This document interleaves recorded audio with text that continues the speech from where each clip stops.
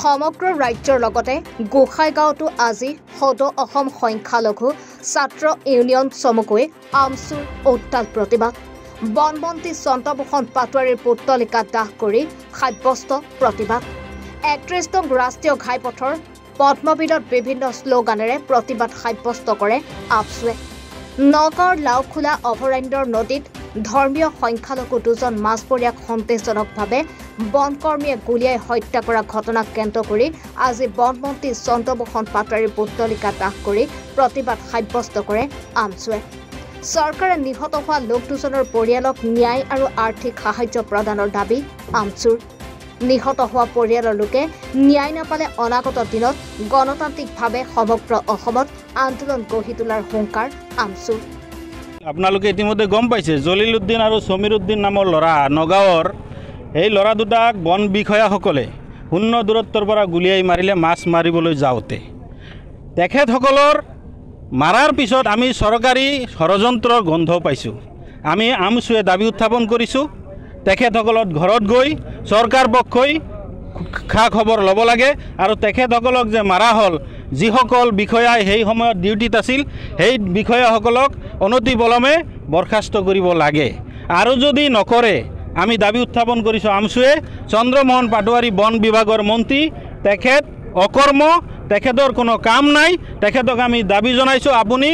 নিৰ্লজ্জৰ নিচিনা সেই পদত বহি নাথাকি আপুনি সোনকালে পদত্যাগ কৰক কাৰণ এনেকুৱা দুখীয়া ফেমিলিৰ দুটা ল'ৰাক চক্ৰান্তমূলকভাৱে গুলীয়াই হত্যা কৰাটো আমি কেতিয়াও মানি ল'ব নোৱাৰোঁ আমি এতিয়া ভাবিবলৈ বাধ্য হৈছোঁ যে তেখেতসকলে অকল সংখ্যালঘু সমাজৰ ল'ৰা হোৱাৰ কাৰণেই শূন্য দূৰত্বৰ পৰা গুলীয়াই মাৰি পেলালে দুটা ল'ৰাক নিৰহ ল'ৰাক গুলীয়াই হত্যা কৰিলে কিন্তু আপুনি এতিয়ালৈকে কোনো ধৰণৰ মাত দিয়া নাই আমি অভিযোগ কৰিছোঁ মুখ্যমন্ত্ৰী ডাঙৰীয়া আপুনি ইয়াতো সমান জগৰীয়া যিমানখিনি জগৰীয়া সেই বন বিষয়াসকলে গুলি কৰি সেই ল'ৰা দুটাক মাৰিছে আৰু বন বিভাগৰ মন্ত্ৰী ডাঙৰীয়া অনুৰোধ কৰিছোঁ আপোনাৰ হাতত ক্ষমতা আছে বুলিয়েই আপুনি যধে মধে আমাৰ সংখ্যালঘু মানুহখিনিক যধে মধে মাৰিবলৈ কুচক্ৰান্ত কৰি আমাৰ মানুহখিনিক শেষ কৰাৰ যি ষড়যন্ত্ৰ কৰিছে এই ষড়যন্ত্ৰ কেতিয়াও আমি মানি নলওঁ আমি আমছুৱে হাত সাবটি বহি নাথাকোঁ গোটেই অসমত আমি এনেকুৱা এটা আন্দোলন কৰি তুলিম যি আন্দোলনৰ দ্বাৰা আপোনাৰ দিছপুৰৰ যিখন চকী আছে সেইখিনি থৰক বৰক হ'বলৈ বাধ্য হ'ব এতিয়াও সময় আছে আপোনালোকে সেই দুখীয়া ঘৰৰ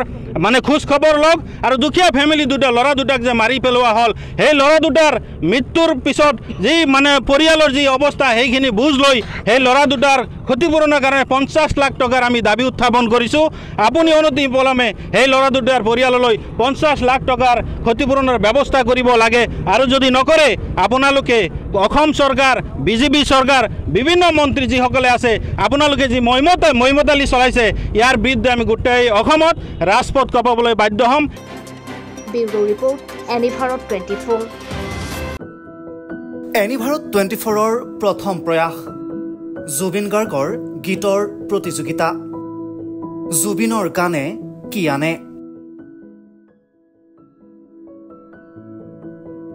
অডিশ্যনৰ বাবে যোগাযোগ কৰক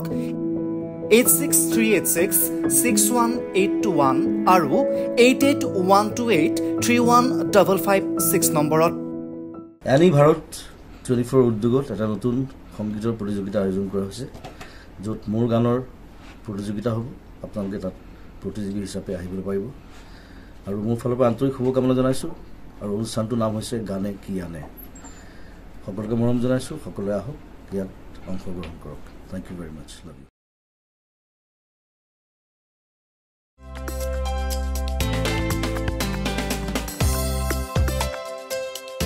আপোনাৰ ঘৰখন আৰু অফিচ চালে চকুৰুৱাকৈ সজাওক